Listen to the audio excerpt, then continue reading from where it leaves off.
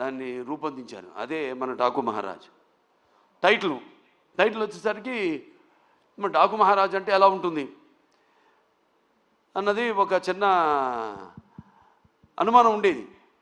దాన్ని కూడా బాగా జాగ్రత్తగా ప్లాన్ చేసి ఇప్పుడు ఎలాగైతే మేము ముందు టీజర్ రిలీజ్ చేసాం, టీజర్లో ఏం చెప్పాలా, కొంచెం చప్పగా ఉందనుకున్నారు. తర్వాత ట్రైలర్ రిలీజ్ చేసాం, మొదటి ట్రైలర్ పర్లేదన్నారు.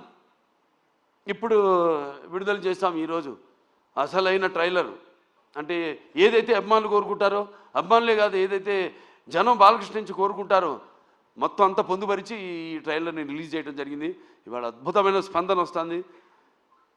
సో ఒక సినిమా అంటే కేవలం ఎంతోమంది నటీనటులున్నారు ఇక్కడ.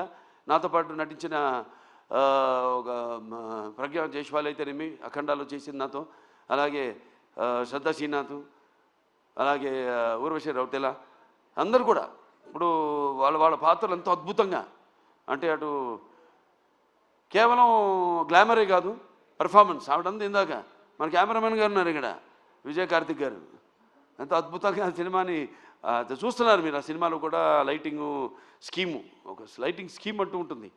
దాన్ని ఎలా అద్భుతంగా మేము చేసే సన్నివేశాలకి ఇంకా జీవం పోసి ప్రాణం పోసి ఎంతో అద్భుతంగా వాటిని ప్రజెంట్ చేశారు. డైరెక్టర్ అండ్ కెమెరామెన్ నా దృష్టిలో ఒక భార్యాభర్తలు అంటాడు. అంటే ప్రభుత్వం లాగానే, ప్రభుత్వం ఏముంటుంది ఎన్నో స్కీమ్స్ అనుకుంటుంది, కానీ దాన్ని ఇంప్లిమెంట్ చేసేది ఎవరు?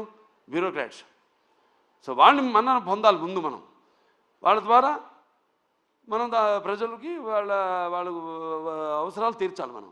అలాగే ఒక డైరెక్టర్ తను ఏం కన్సీవ్ చేసుకుంటాడు దాన్ని ఎంతో అద్భుతంగా స్క్రీన్ మీద సన్నివేశాన్ని బట్టి అద్భుతంగా తెరకెక్కించాడు మా కెమెరామెన్ విజయ్ కార్తిక్ గారు.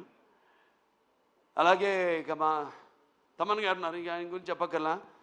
సప్త సాగర సంఘర్షణ జ్వలిత సద్భోద్భవ మాధురి స్వరాలైన సరిగమపదని సంగీత సాహిత్య మధుర గీతాలు వినడానికి భాషా భేదం కానీ ఆడమగా తేడా కానీ ధనిక దారిద్ర్యాది తారతమ్యములు కానీ పండిత పామరాది పట్టుపిడుపులు కానీ అభిమాన దురభిమానులని అడ్డుగోడలు కానీ ఉండవన్నది నా నమ్మకం.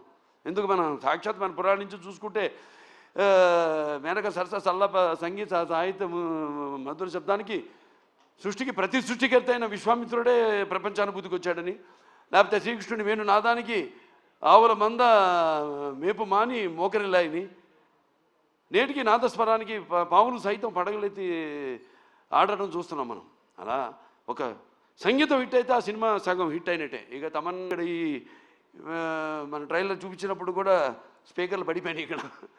సో అంటే నేను చెప్పేది కథను బట్టి ఎలా సినిమాకి ద్విగుణీకృతం చేయడం. సినిమాలో ఉన్న మేము ఎంత నటించినా, డైరెక్టర్ ఎంత తీసినా, ఒక కెమెరామెన్, ఒక మ్యూజిక్ డైరెక్టర్, ఒక ఎడిటర్. ఈ సందర్భంగా ఎడిటర్ రూపన్ గారిని, రంజన్ గారిని నేను మెచ్చుకోవాలి.